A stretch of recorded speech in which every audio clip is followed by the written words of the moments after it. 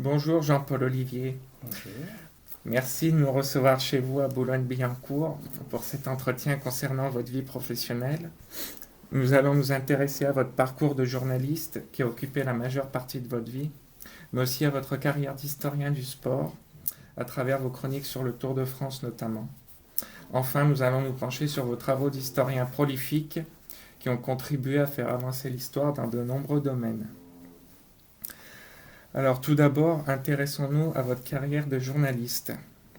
Donc Jean-Paul Olivier, vous êtes d'abord connu pour être un grand journaliste sportif, notamment spécialisé dans le cyclisme. Alors pourquoi ces passions pour le journalisme et le cyclisme? Il y avait d'abord le cyclisme. J'ai toujours aimé le sport cycliste, j'ai toujours aimé les coureurs. Je me suis intéressé à leur carrière, à leur vie sportive. Et le journalisme, c'est simple. Je souhaitais être journaliste, je souhaitais écrire sur le sport cycliste, notamment sur le sport cycliste, parce que j'aimais aussi un peu le football et tout ça, mais le cyclisme prenait quand même Surtout le une cyclisme. part prépondérante. Et donc je souhaitais faire ça. Et le journalisme, disons qu'il est venu quand j'avais 17 ans. Et c'est simple parce que auparavant, comme je m'étais toujours intéressé au sport cycliste, j'allais suivre quelques cours cyclistes. Quelques cours cyclistes où il y avait des professionnels, etc., des gars qui avaient quand même connu une certaine notoriété, qui avaient fait par exemple le Tour de France. Mais c'était assez difficile pour moi parce que je suis né à Concarneau dans le Finistère et à Concarneau il n'y avait pas de grandes manifestations cyclistes professionnelles. J'entends bien, il y avait des courses régionales, c'est incontestable, mais il n'y avait pas de grandes courses professionnelles. Et donc j'avais un peu de mal. Il y avait Châteaulin qui n'était pas loin, qui était disons à 50 km à peu près. Mais moi, il fallait que je me déplace, je ne pouvais pas me déplacer, etc. Mais un jour, je suis allé à Sker. Sker, c'était dans le centre Finistère. Je suis allé à vélo. Et là, j'ai rencontré. Euh, C'était une course cycliste professionnelle déjà. Ouais, Et les coureurs tournaient autour du bourg, donc ils faisaient un grand c'est circuit. les circuits, oui. Et pendant qu'il faisait le tour, lorsqu'il était passé devant moi, j'allais dans le centre-bourg pour voir un petit peu l'agitation, parce qu'il y avait des coureurs qui avaient abandonné. Hein, c'était Bien sûr. un genre de critérium. Ça, c'est là où Puis, je tombe sur deux personnages qui étaient en train de remiser leur vélo, qui avaient abandonné. Et, et je suis d'un naturel timide, il faut dire tout de même. Et je me suis approché de l'un d'entre eux, il n'était pas très loin de moi. Et là, s'appelait Serge David. Il venait de terminer le Tour de France. Il était un petit de taille, là, pas très très connu quand même. Et je m'approche de lui et je lui dis, tout à trac comme ça, je lui dis, alors monsieur David, ça n'a pas marché aujourd'hui, vous avez abandonné. Alors il me dit, oui, oui, oui, j'étais naze, etc. Il me dit deux mots prosaïques comme ça, à l'emporte-pièce. Ouais. Et puis là, il y a un silence qui dure quelques secondes. Et puis il me dit, mais môme, parce que bien sûr. j'avais 14 ans à ce moment-là. Môme, comment se fait-il que tu me connaisses? Alors là, je dis, ben, vous savez, je sais, vous appelez monsieur Serge David, vous êtes né à Champlain, en Seine-et-Oise, euh, vous habitez à Sceaux-les-Chartreux, vous avez gagné Paris-Fontenay en amateur, et vous avez terminé là le Tour de France en cette année 1958, et vous avez terminé 52e. Je crois que je m'étais trompé d'une place. Une place. Il a dû faire 51e. Bon, alors il est resté là silencieux, il me regardait, il ne comprenait pas que je puisse lui sortir tout ça. Et puis il y avait un autre coureur qui s'appelait Maurice Mouchereau. Maurice Mouchereau était passé professionnel l'année précédente. Et alors, il était en train de remiser les vélos sur la voiture. Et il m'interpelle. Il avait une voix haut perché. Euh, il me dit, et moi, môme, tu me connais? Je dis, oui, oui, je vous connais. Vous êtes Maurice Mouchereau. Vous êtes né à Pottangy, dans la Marne, le 28 juillet 1933. Vous avez, vous avez un palmarès éloquent parce que vous avez gagné Paris-Conches, Paris-Dieppe, Paris-Vierzon, Paris-Fontenay, 2 fois le Critérium des vainqueurs, et puis vous êtes passé professionnel l'année dernière, vous avez gagné la première étape du Tour de l'Oise, et vous avez fait le Tour de France, vous avez abandonné d'ailleurs, à la 19e étape. Alors là, tous les deux, ils se sont mis à me regarder comme ça, ils se sont dit, mais qu'est-ce qui se passe? Il y a l'homme des cavernes qui est là, il se passe quelque chose. Et il y avait un autre coureur qui était en face, qui était arrêté, qui avait un survêtement Mercier. Et le monsieur là-bas, tu le connais? Ben, je dis oui, c'est Jean Bellet, il a gagné le Tour de Haute-Savoie, il a gagné le Tour de l'Oise. C'était extraordinaire, extraordinaire. Il me dit, mais alors, ben, il ne savait plus que faire avec moi. Il me dit, mais qu'est-ce que tu veux faire? Tu es à l'école? Oui, ben, je dis oui, je suis encore au collège. Qu'est-ce que tu veux faire dans la vie? Ben, je dis, je voudrais être journaliste. Je voudrais être journaliste, parler des coureurs, parler de tout ça. Enfin, je ne me rappelle plus ce que j'ai raconté. Et je dis, bon, bah, j'ai encore que 14 ans, Ouais. ça. Et puis je dis aussi, et puis j'aimerais bien aussi faire un peu de cyclisme, prendre une licence. Parce que si j'écris sur le sport cycliste, déjà j'avais ça en tête, si j'écris sur le sport cycliste, bien, j'aimerais bien savoir ce que c'est que mettre un dossard, ce que c'est que grimper une côte, ce que c'est qu'être lâché, ce qu'être devant. La souffrance du cycliste. Voilà, donc je pourrais ressentir ces impressions-là quand je verrai quelqu'un être lâché, etc., etc. Je saurais ce que c'est. Ah, elle m'a dit, ça c'est bien ça. Et puis il me dit, bah écoute, on va rester en contact. C'est surtout Mouchereau qui me parlait. David aussi, mais bon, on ne pouvait pas parler tous les deux à la fois. Et donc, Maurice Moucheron me dit, mais écoute, voilà, alors il me donne des photos tous les deux. Je dois les avoir encore là quelque part. Elles sont dédicacées. Oui, oui. Je crois que celle de David, j'ai conservé. Et après, j'avais fait la connaissance d'un autre qui s'appelait René Bavard, qui avait gagné la polymultipliée. Et lui, il m'avait mis sur la carte à Jean-Paul, futur champion du qui tout double. C'était une émission de l'époque, une émission à Radio Luxembourg, qui tout double. Et donc, c'était ces fameuses émissions, vous savez, des questions posées à un personnage bien particulier. Voilà, donc on a gardé le contact, et puis j'ai gardé le contact avec Mouchereau, notamment, et donc au moment où j'ai quitté les études, rapidement, j'ai voulu rentrer dans le journalisme, j'ai vu Mouchereau qui m'a emmené faire le tour des rédactions. Vélo Journal et la Dépêche de Poissy. Et ça. Là, donc, oui, ça va vite. Vélo Journal, donc Jacques Lemuller, le rédacteur en chef, me dit bon, ben moi je vais vous prendre.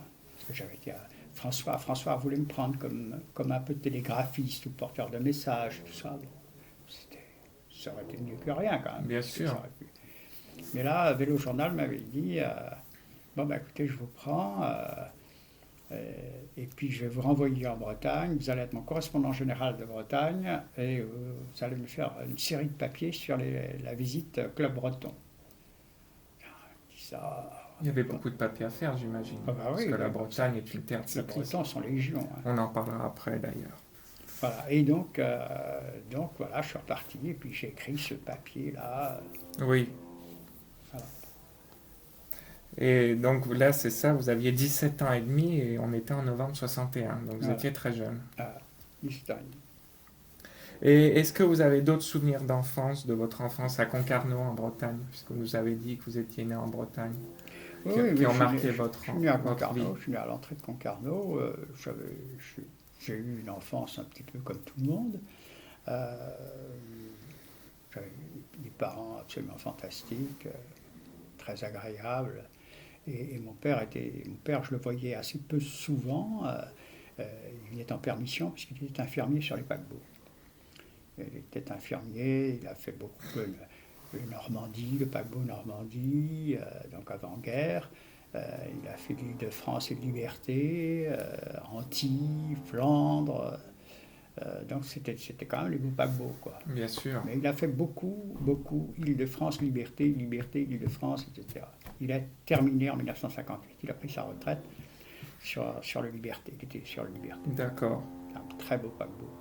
Ah oui, j'imagine. Peut-être pas aussi beau que le France. Non, mais il fallait succéder, il fallait un paquebot pour succéder à l'Île-de-France qui était totalement vieillissante, qui était envahie à la ferraille, et il y a le Liberté aussi s'arrêtait, quoi, s'était arrêté. D'ailleurs, j'ai une très très belle photo où on voit le commandant Croisil, qui est le premier commandant de France, qui avait commandé le Liberté, que mon père avait bien connu, et le Liberté part à la casse, et Croisil commandait donc le France, et le France effectuait une croisière aux Canaries, tout ça, une croisière inaugurale. Et Croisil, ancien commandant du Liberté, devenu commandant du France, salue le paquebot Liberté qui passe. Superbe photo par image. J'imagine. Et alors, vous poursuivez votre carrière avec le quotidien L'Aurore. Est-ce que vous pourriez nous raconter cette autre expérience? Il y a la dépêche de Poissy, avant. D'accord. Parce qu'à la dépêche Vélo Journal, évidemment, je ne gagnais pas forcément ma vie. J'étais pigiste, des pays arctiques, mais enfin bon, pays au lance-pierre, comme on dit. Hein. Et j'avais écrit à Jacques Lemuller, le rédacteur en chef, j'avais dit j'aimerais bien avoir d'autres collaborations éventuellement pour que je puisse gagner ma vie. Et il m'avait dit je m'en occupe. Et Vélo Journal faisait partie d'une série de journaux, faisait partie d'une société qui s'appelait Kerpresse Kercité. Et Kerpresse Kercité était rue de la Chaussée d'Antin, où était Vélo Journal. Et dans Kerpresse Kercité, vous aviez une série de journaux, comme Vélo Journal, bien sûr, mais des journaux tout à fait régionaux, comme La Dépêche de Poissy, ça s'appelait La Dépêche des Trois Cantons d'ailleurs, La Dépêche des Trois Cantons. Il y avait l'Éclair d'Argenteuil, l'Essor d'Anguin, l'Avenir d'Oise Sud. Il y avait 5 ou 6 journaux. D'accord. Et alors donc on m'a casé dans l'un de ces journaux, tout en collaborant avec le journal. D'accord. Donc j'allais à l'imprimerie, j'étais à Poissy, et j'allais à l'imprimerie, le journal était imprimé à Pontoise. J'aimais bien ça, j'aimais bien l'imprimerie, j'aimais bien les typos, les linos, j'aimais cette odeur qui se dégageait. L'odeur du papier. J'étais chez moi, quoi. J'aimais ça. Puis j'aimais les gens, quoi, qui travaillaient. J'étais vraiment en osmose avec eux. C'était une bonne époque, quoi. Bien sûr. Après, il y a eu... La Dépêche de Poissy a disparu. Tout le groupe s'est écroulé. Hein. C'était un moment où il y avait des restructurations. Pourquoi? À cause des restructurations? Ouais. Vélo Journal a été le premier à disparaître. Et puis après, il y a eu la Dépêche de Poissy. Enfin, la Dépêche de Poissy n'a pas disparu immédiatement en tant que telle, puisque ça a été racheté, c'est devenu la Liberté de la Vallée de la Seine, un truc comme ça. Et donc, moi, j'y étais plus, et j'ai essayé de trouver autre chose, quoi. Et là, j'ai rencontré Jean Leliot, Père Leliot, là, qui était l'organisateur également de Paris-Nice, qui était justement, directeur. Vous rebondissez sur une de mes questions pour votre rôle dans l'organisation de Paris-Nice. L'organisation de Paris-Nice, c'est simple. À partir du moment où j'étais pigiste à l'Aurore, j'écrivais un peu à l'Aurore, j'étais en contact avec Jean Leliot. Et Jean Leliot me disait, écoute, ça ne va pas t'empêcher de travailler à l'organisation de Paris-Nice. Alors, l'organisation de Paris-Nice, c'était simple. Je faisais des papiers. J'ai fait qu'une fois, hein, c'était une année. Quoi. Après, je suis parti au service militaire. On en parlera après. Et donc, cette année-là, j'écrivais des papiers pour les journaux. En racontant l'organisation, les étapes qu'il y allait avoir, et puis petit à petit, les équipes qui s'y inscrivaient, qui ne s'inscrivaient pas. Donc, je faisais un certain nombre de papiers. Et donc, quand la course quand le départ de la course est intervenu, Jean Leliot m'avait dit, écoute, tu seras ardoisier. Tu seras ardoisier. Alors j'ai une photo de ça d'ailleurs. Je suis sur la moto, derrière la moto, sur le tandem de la moto, avec un gars qui s'appelait Lamoureux, qui pilotait Jean Bobet d'habitude. Jean Bobet était à RTL à l'époque, qui pilotait Jean Bobet d'habitude. Et on me voit avec une casquette Molteni. Molteni n'avait pas comment dirais-je, ne connaissait pas la gloire et la notoriété que la firme a connue avec Eddy Merckx. Hein. C'était une firme qui était dirigée par Giorgio Albani, un ancien champion d'Italie. Mais il y avait Carlesi encore qui était, c'était la plus grande star. Sinon, il y avait des gars comme Boni, tout ça. C'était pas très très connu. C'était pas très très connu. D'accord. Voilà, donc j'ai fait, et c'était la première fois de l'histoire où Paris-Nice allait en Corse. Ah oui. Et c'était la première fois où une grande course internationale allait en Corse. Voilà. Donc bien sûr. J'étais parti. Les coureurs avaient embarqué à Marseille parce que Châteauneuf-les-Martigues, c'était une étape, donc c'était pas très loin de l'aéroport de Marignane. Les coureurs avaient pris donc l'avion. Marseille-Ajaccio. J'avais pris l'avion. Et moi j'avais pris le bateau. Le bateau, d'accord. On avait pris le Napoléon. Ah, bah bien sûr. Évidemment. C'était super, parce que les soirs, il y avait un coureur qui avait refusé de prendre l'avion, c'était Rolf Wolschol. Pourquoi? Parce qu'il ne voulait pas de l'avion. Ah, il avait peur. Alors, il était resté, je me rappelle de lui, d'être allé le voir, il était dans son coin, là, il ne parlait pas encore très bien le français. Ah bah oui. Il était de quelle nationalité? C'était un Allemand. Allemand. Rolf Wolschol. Et donc il était là, il y avait les confrères qui étaient là, on n'avait pas dormi de la nuit. Hein. Il y avait Fred De Bruyne qui commentait pour la radio belge, la RTBF d'ailleurs, la télé belge, l'expression française. Non, c'était la flamande, celle-là. C'était pas la RTBF, c'était la BRT. Il y avait la BRT et la RTBF. Donc c'était sympa. Puis on arrivait dans cette magnifique baie d'Ajaccio, tout ça, avec le soleil naissant. D'accord, ça doit être magnifique. C'était féerique. Et donc l'étape faisait Ajaccio-Bastia. D'accord.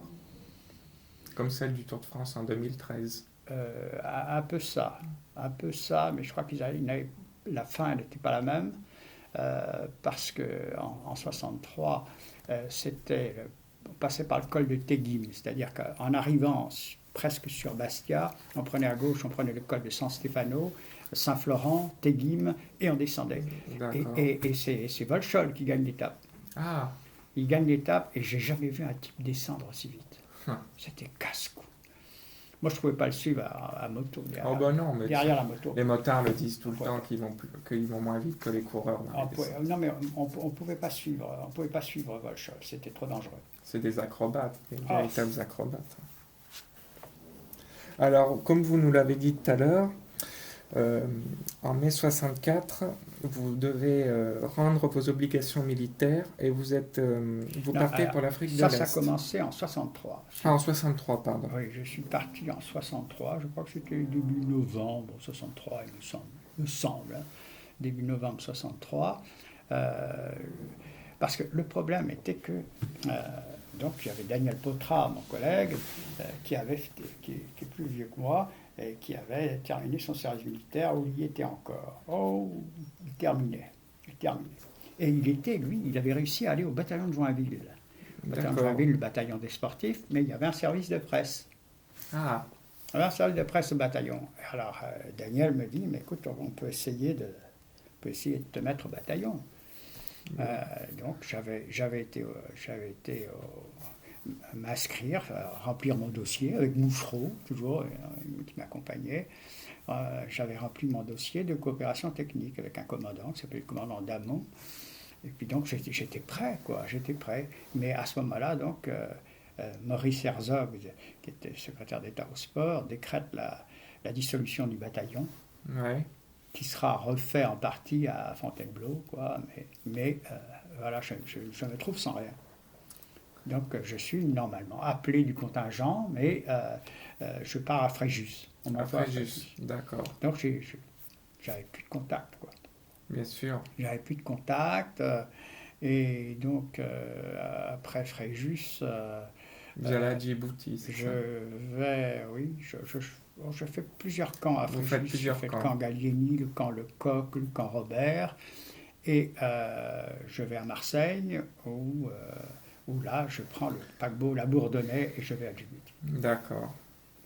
Le paquebot La Bourdonnais, c'était sympa. On arrivait comment dirais-je, à Port Saïd, et tout ça, on faisait le canal de Suez. Ouais.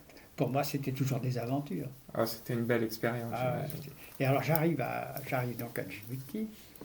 Et Donc là, on est en mai 64, c'est ça? j'arrive à Djibouti le 26 décembre Ah, 1963. encore en 63. Voilà, j'arrive. La première voiture que je vois en me penchant sur le bastingage, qui était à quai, c'était une voiture immatriculée 56 Morbihan. Je dis, mince, une voiture Les bretonne. Bretons sont C'était partout. drôle, c'est pour l'anecdote. Et donc j'ai ça. Et puis, alors donc on nous envoie dans un camp de transit, là, à Djibouti. Et puis on part à 40 km de là, sur un plateau qui s'appelait Arta. Un plateau, il y avait quelques maisons, mais on était en altitude et c'était vraiment le désert, quoi, le désert. Une chaleur tonitruante, j'imagine. Comment? Une chaleur tonitruante, Oh, j'imagine. oui. Mais donc, ça, et puis alors, à un moment, donc, je suis descendu à Djibouti et j'ai fait la connaissance, j'ai voulu faire la connaissance de celui qui s'occupait de la rubrique sportive au réveil de Djibouti, au journal. Et je vais voir un confrère, etc., etc. Et c'est là où il y a eu une conjonction d'événements. À un moment, j'ai dit, mais moi j'étais inscrit à la coopération technique, etc., etc. J'avais mon dossier. Il dit, ah bon, très bien. Et puis il me dit, mais de toute façon, nous ici à Djibouti, on va avoir besoin de monde. Parce que à Radio Djibouti, c'est un peu la débâcle. Varnou est parti, c'était le directeur. Bon, maintenant, il n'y a plus que René Marchand qui est là, puis un ou deux techniciens. C'était vraiment portion congrue, quoi. Bien Et puis, sûr. on a besoin de se renforcer. On a besoin de se renforcer. Et dit, est-ce que vous seriez d'accord pour... c'est demander à un aveugle de voir. Hein. Ben, bien sûr. Et donc, il y a eu une conjonction parce que quand il s'appelait Henri Soulier, comme un soulier. Henri Soulier a parlé de moi quand il est à Radio Djibouti et chez le gouverneur. Il a dit aussi, mais il était déjà inscrit à la coopération technique. Ah bon, donc apparemment ils ont vérifié ou quelque chose, je ne sais pas. Mais en tout cas, j'ai resté toujours en contact avec Henri Soulier qui me parlait de l'avancée de mon dossier. Il m'a dit, je pense que ça va être bon. Ben, j'imagine. Voilà. Et donc on m'a appelé à Radio Djibouti. On m'a appelé à Radio Djibouti, mais c'est assez drôle parce que... Et c'est là que vous effectuez votre premier journal télé le jour de vos 20 ans. Le jour de mes 20 ans. C'est ce que vous alliez me dire. Parce que le capitaine Salin, qui vit toujours, hein, et il vit à Concarneau, à 50 mètres de chez moi. Ah, d'accord. J'ai raconté ça dans Polo la science. Et donc, le capitaine Salin, qui était originaire de Saint-Goisec, dans le centre Finistère, le capitaine Salin me fait appeler. J'étais de corvée ce jour-là, j'étais en train de déplumer des poulets. J'étais en tenue. Et alors j'arrive, je suis capitaine, pouf, le salut réglementaire, etc. Alors il me dit, il avait l'air un petit peu gêné, parce que il dit, j'ai reçu une demande pour vous, vous êtes muté à Djibouti, à Radio Djibouti. Donc je savais que ça allait arriver. Oui, parce que... J'étais dans l'attente. Donc lui, il ne savait pas, il ne savait rien. J'ai dit, bon, alors j'ai fait un peu l'étonné, etc. Enfin bon. Il m'a dit, mais écoutez, vous partez mardi, parce que là on était le dimanche. Le lundi, c'était le lundi de Pentecôte. Ouais. Donc vous partirez mardi avec le camion du ravitaillement. Alors j'ai pris le camion du Le ravitaillement le ravitaillement. mardi matin, en tenue de bidasse, bien sûr, avec l'envergure d'un destin un peu brillant, là, et donc, je me rappelle très bien cette descente en camion, avec les ridelles qui bougeaient de partout, là. Et je me dis, merde, je vais parler à la radio, mais je ne connaissais pas la radio, je n'avais jamais fait de radio, j'avais fait que de la presse écrite, et puis là, j'allais parler de politique, j'allais faire les journaux, j'avais pas fait beaucoup de politique non plus. Voilà. Donc, j'avais fait que du sport, etc. Je me disais, comment je vais pouvoir faire ça? Il y avait une sorte de panique s'est emparée Bien de moi. sûr. Et puis donc, j'ai été tout de suite reçu à la radio, et puis j'ai été reçu au cabinet du gouverneur, qui avait un nom, prédestiné, il s'appelait Tyran. Ah.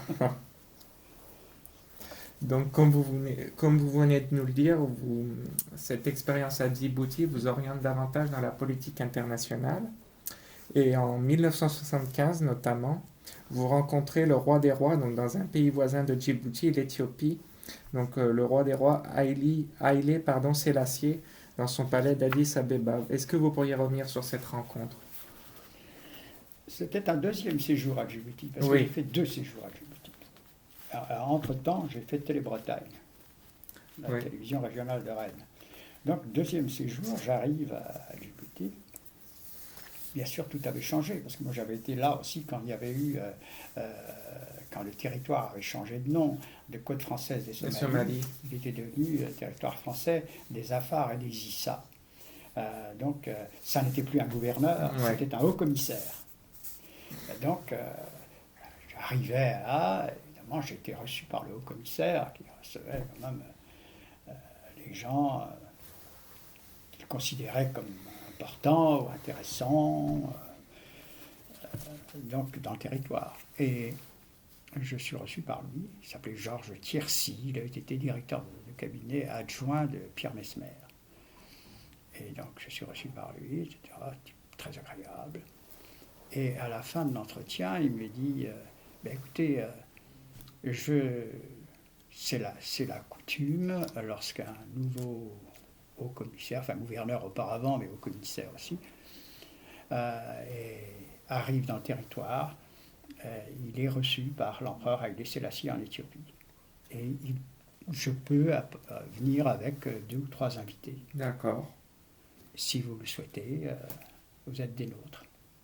Alors c'est Haïlé Sélassié. Vous étiez impressionné. Oh, c'était le roi des rois, c'était, oh là là, il était entouré d'un protocole terrible. Et donc voilà, enfin bon, ça aurait pu mal se passer parce que j'ai cassé 2 pots de fleurs. Oh là là. Le stress, sûrement. Non, parce que le problème était que j'avais rencontré auparavant, parce que lorsque j'étais à Djibouti, donc il y avait. Djibouti était une plaque tournante quelque part. Bien sûr, Et parce il y qu'on avait est de dans la Corne de nombreuses l'Afrique. personnalités qui passaient, qui allaient ou à Madagascar, ou à La Réunion, ou même parfois au Kenya, etc. Et dès qu'il y avait des personnalités, le Haut Commissariat de la République, ou le gouverneur auparavant, me disait, m'appelait, ou m'envoyait une note en disant Monsieur Untel, ministre de ceci, va passer par Djibouti, va passer par l'aéroport. Va transiter par l'aéroport. Alors, si vous pouvez l'interviewer, Bien sûr. pas de problème, on vous donne l'aval et puis on vous arrange quand même l'entretien. Donc, c'est là où j'ai rencontré plusieurs ministres du gouvernement français et notamment Olivier Guichard. Olivier Guichard, Guichard. le contact il était un ministre de l'équipement. De l'équipement. Ouais, il a été de l'agriculture aussi, mais je crois qu'il était équipement. Et donc, enfin, je l'ai noté quelque part. Et je réalise l'interview, etc. C'était encore en radio, il n'y avait pas encore la télé. Et puis, bon, j'arrête mon magnéto quand on a terminé tout ça, et puis on va prendre un jus de fruits.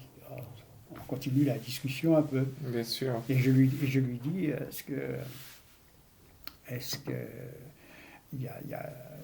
vous avez d'autres souvenirs du territoire ou de l'extérieur du territoire, des départements, des villes voisines, des pays voisins?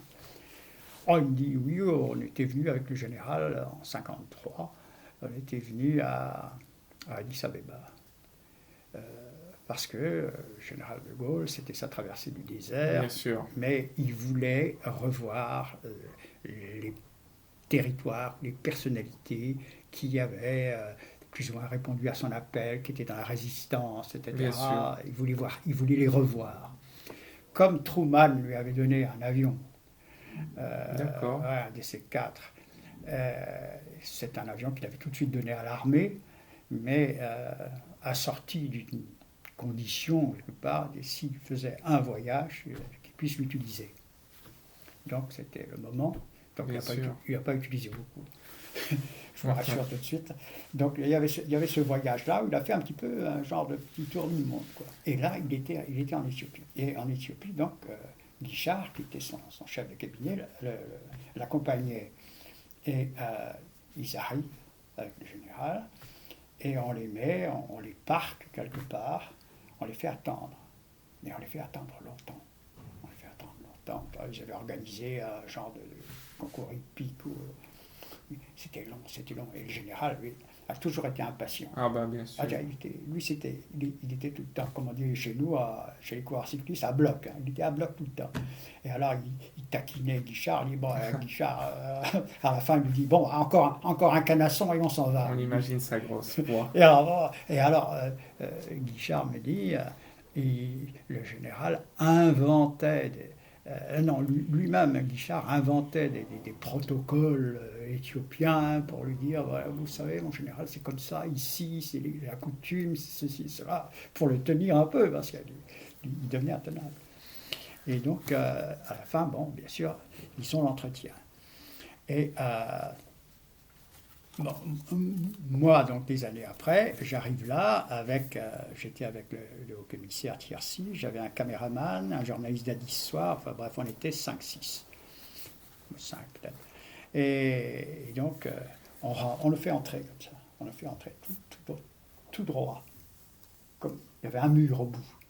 Et il fallait partir à droite. Alors, tout droit. Et on nous poussait avec des gardes. C'était épouvantable. Non, mais c'était invraisemblable, ça. Et alors, à un moment, en rentrant comme ça, il y a un garde qui m'a bousculé. Je suis allé... Il y avait un pot de fleurs sur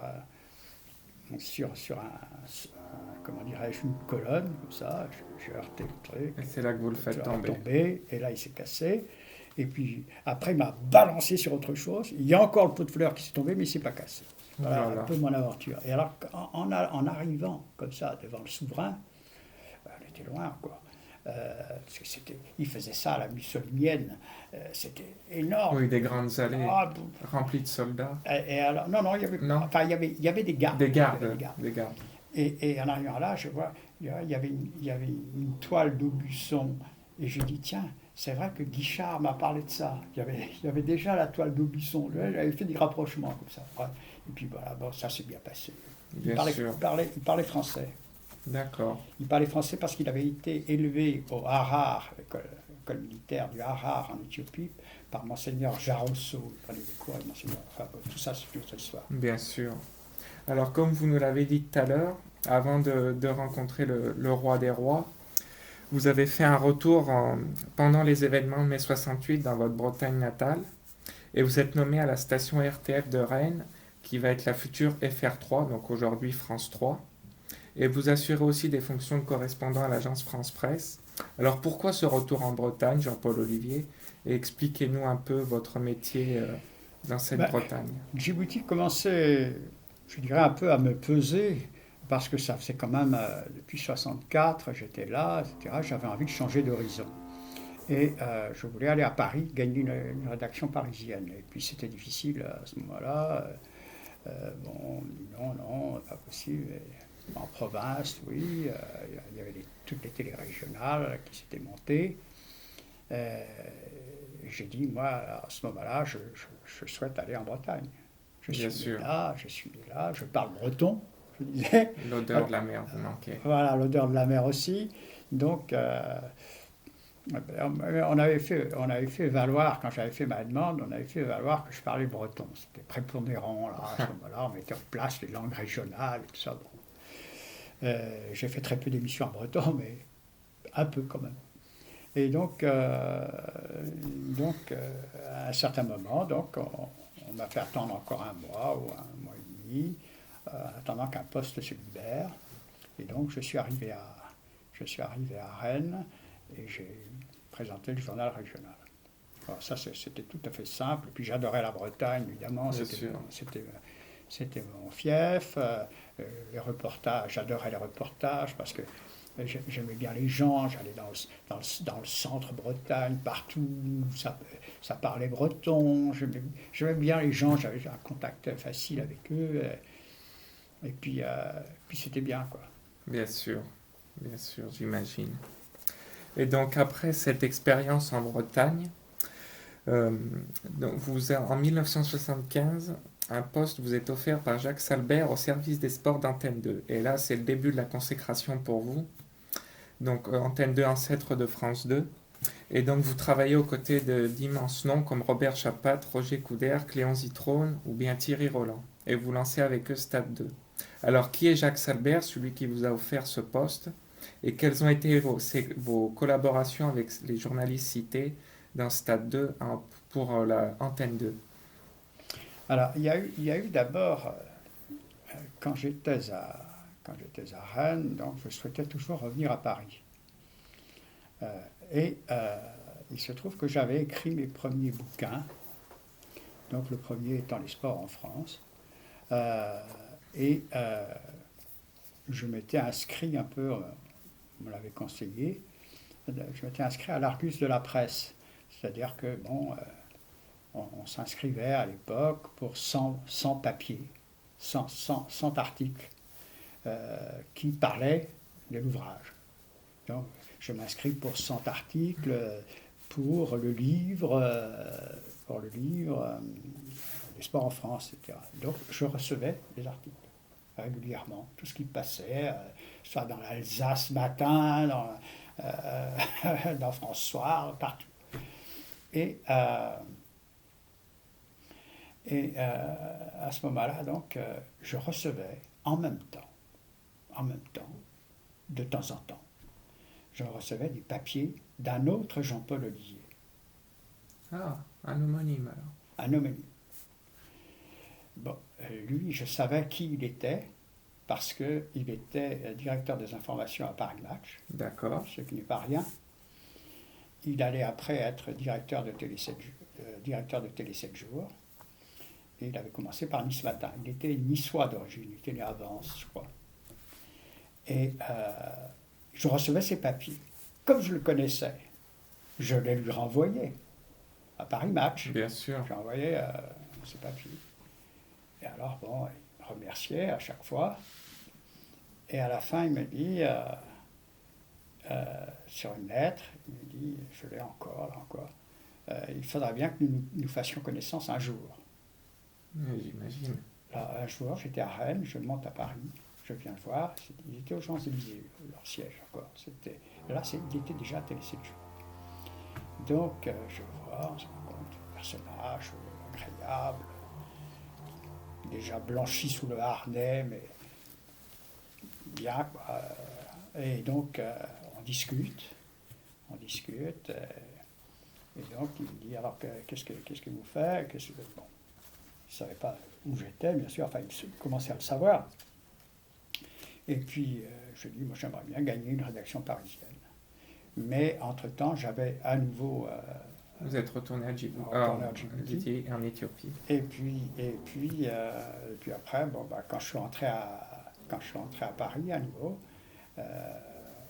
il m'a dit, alors qu'est-ce que vous voulez faire là maintenant? Alors, je lui ai dit, j'aimerais bien toujours gagner une rédaction parisienne. Et il m'a trouvé les rendez-vous. Rendez-vous avec Bernadac qui lançait la formation de TF1, de la première chaîne.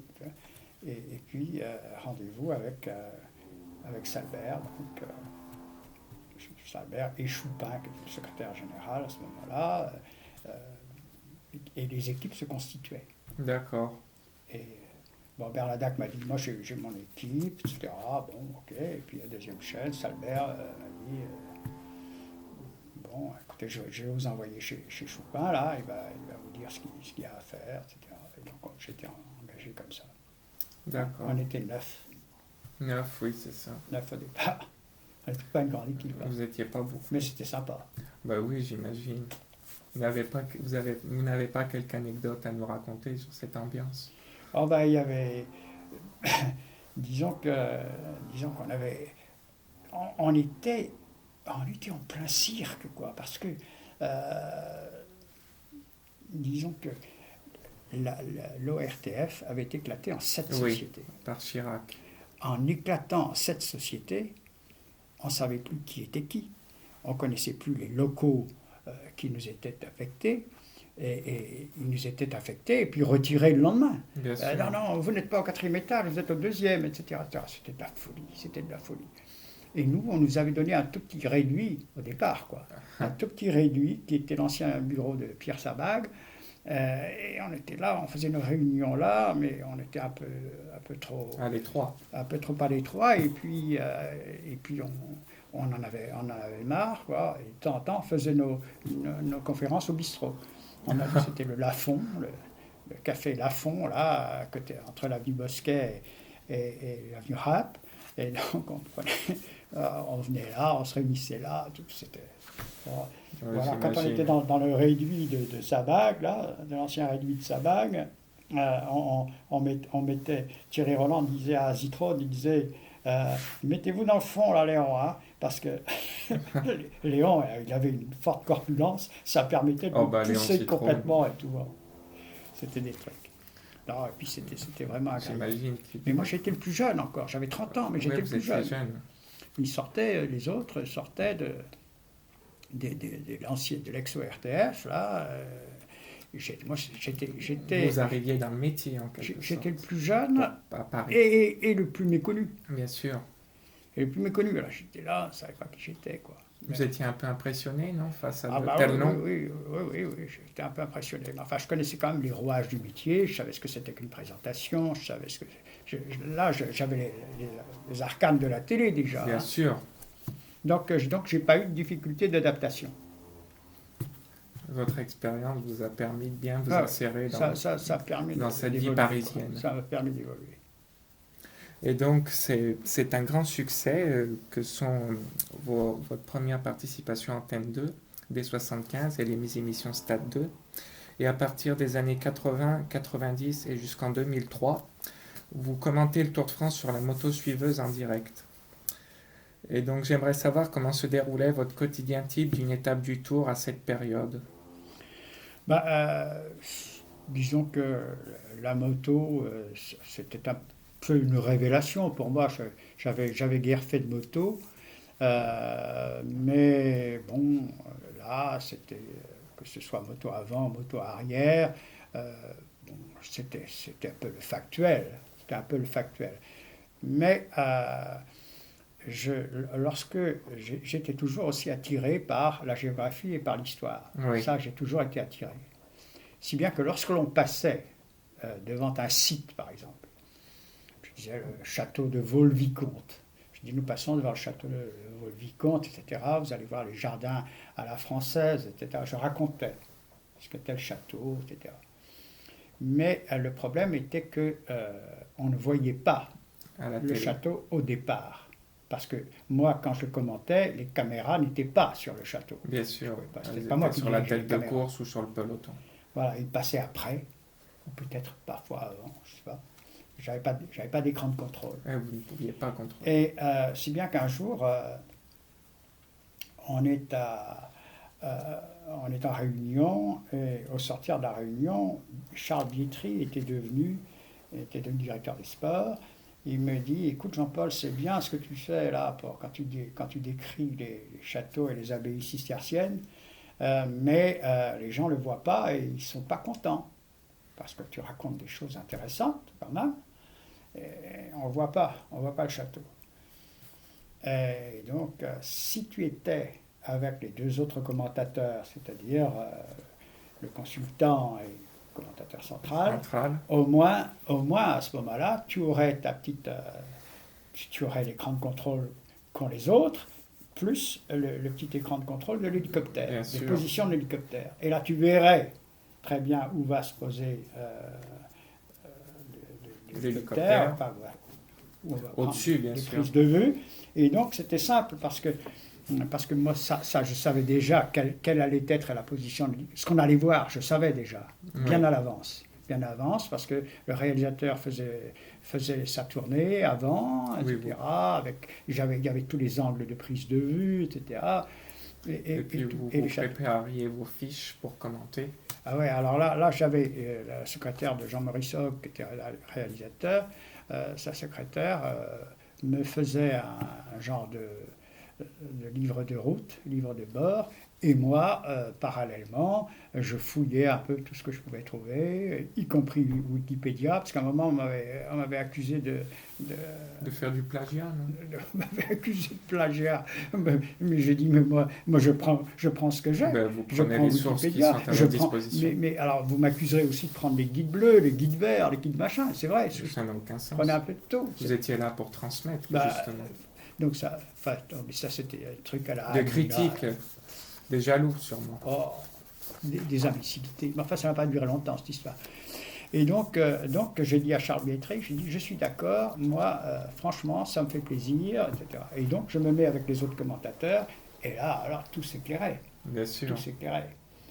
Donc, je préparais bien ça, mais j'étais toujours soucieux d'avoir vraiment... je me disais, alors, le soir, les soirs des étapes autour de France, je sortais très peu.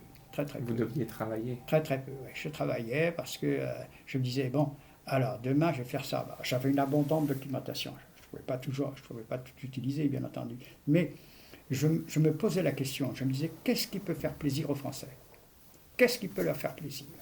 Quand je parlerai du château de Chambord, qu'est-ce qui va les intéresser, etc.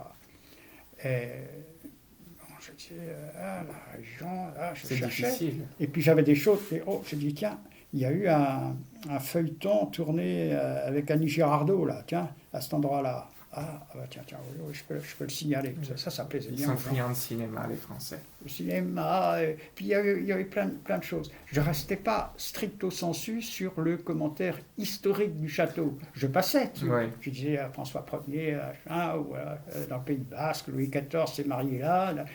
Là, ça allait vite. Mais j'essayais de tout donner. Et puis cette idée-là, ça a été repris par le Tour de France notamment.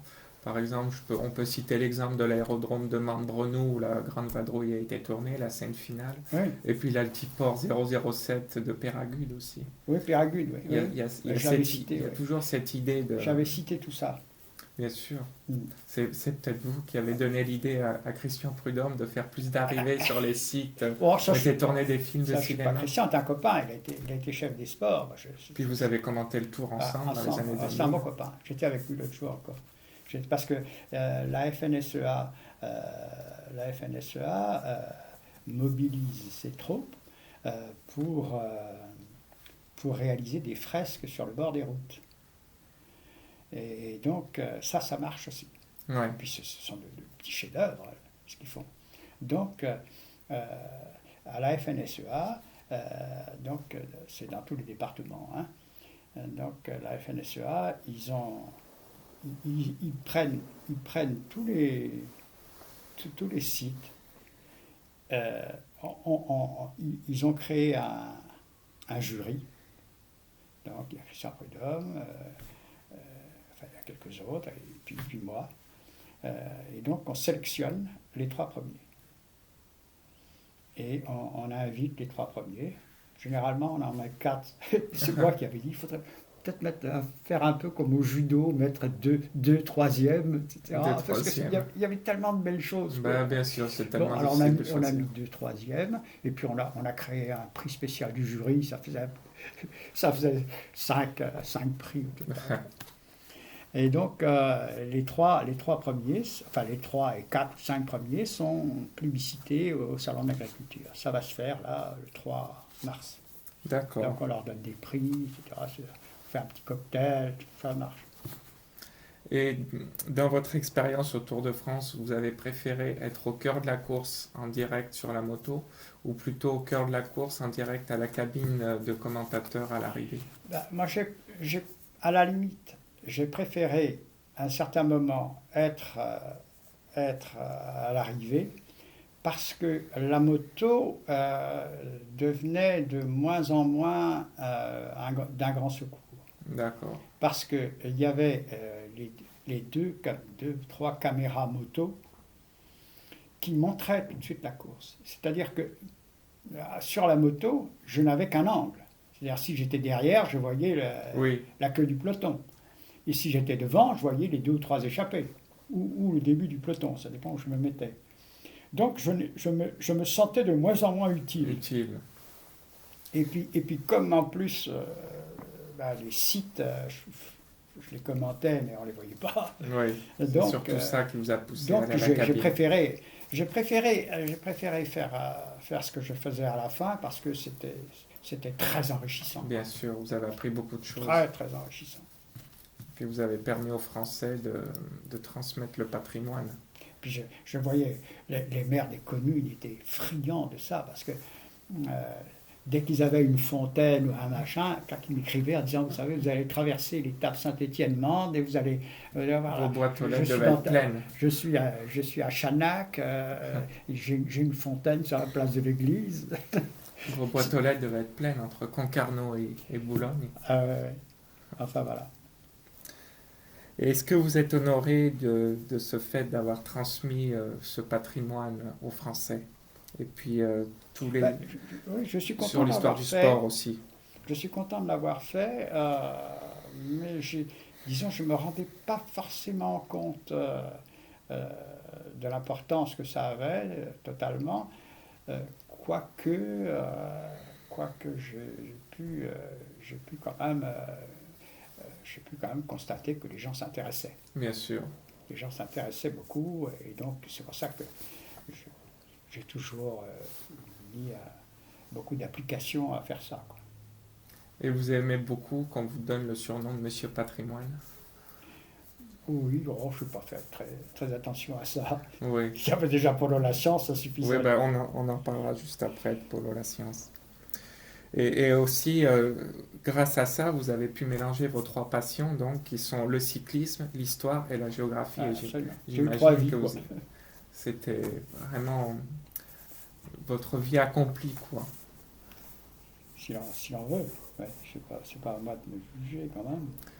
Non, mais c'est quand Mais même j'étais vous avez content de réalisé ça. votre rêve, on peut dire ça. Hmm. Vous avez réalisé votre rêve, Ah oui, oui, absolument. Absolument. bien sûr. Et donc, justement, vous venez de nous parler de Polo la science. Alors, d'où vient ce surnom de Polo la science?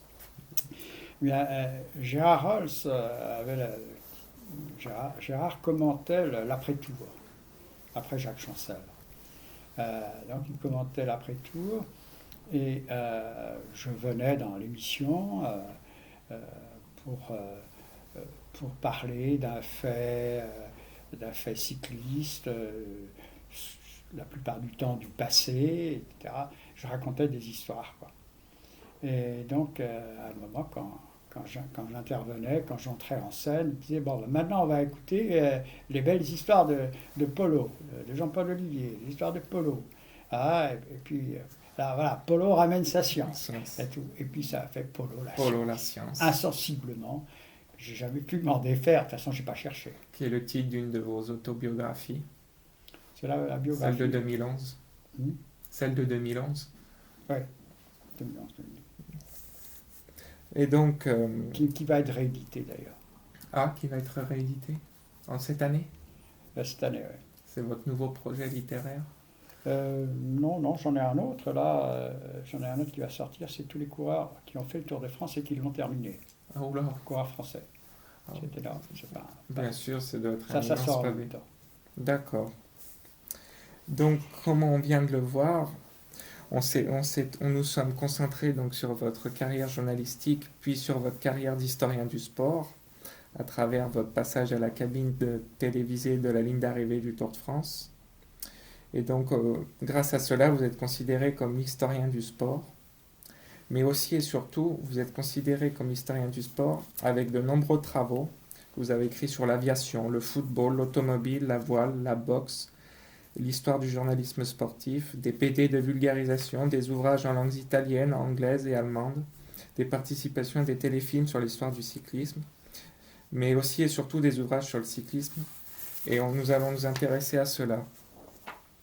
Mais aussi nous allons nous intéresser aux aventures qui vous ont lié avec le général de Gaulle et enfin la Bretagne. Et une question aussi sur votre carrière littéraire, puisque vous avez écrit 3 romans.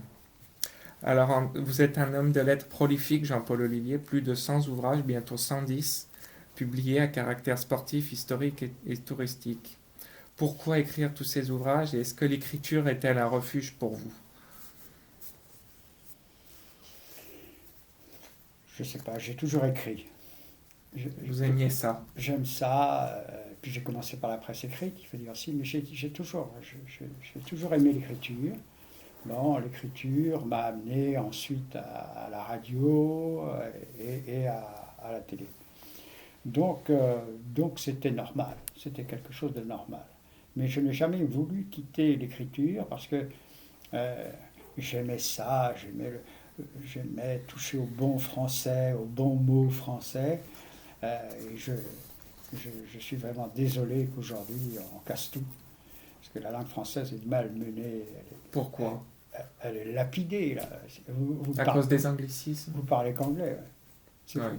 mais il n'y C'est a pas qu'en dramatique. France. C'est dramatique. Il n'y a pas qu'en Alors, France. donc, bon, mais j'ai continué à écrire, je n'ai jamais arrêté. Euh, Puis voilà, quoi. Après, bon, j'ai eu la télé, tout ça, ça a été tout à fait normal, quoi. La vocation était là. La vocation était là. C'est à quel âge vous avez écrit votre premier ouvrage? Premier ouvrage, j'ai dû l'écrire en 69. En 69. Et comme on vient juste de le dire, en 2022, Les une sports en réédition France. de Polo la science. Les sports en France, oui, on en a parlé tout à l'heure.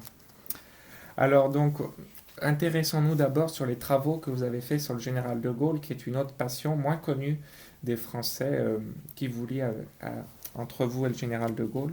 Donc vous avez rédigé de nombreux ouvrages sur la vie de Charles de Gaulle et sur la Ve République. Alors tout d'abord, pourquoi cette passion pour le général de Gaulle? Je ne saurais pas le dire. Je ne saurais pas le dire. Le général de Gaulle m'est apparu alors que j'avais 13-14 ans. C'était un phare pour moi, de Gaulle.